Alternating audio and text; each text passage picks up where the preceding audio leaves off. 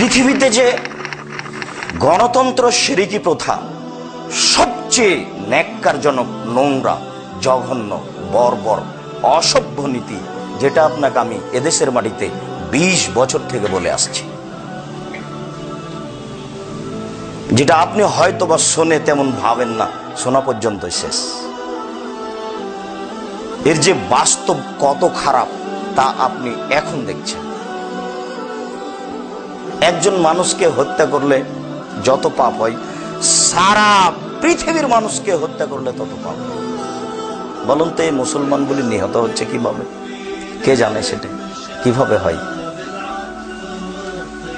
Selection হলো নির্বাচন পদ্ধতিতে রাসূলের আদর্শ, রাসূলের শিষ্টাচার, আর ইলেকশন হলো মানুষের বানানো নীতি। এই দুটো এক হতে পারে না।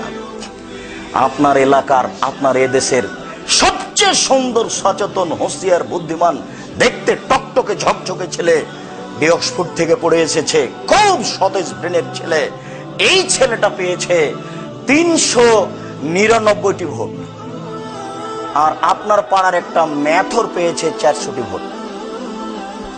কে নেতা হবে? ম্যাথর হবে। দেখি এবার আপনি ঠেকান আদর্শকে।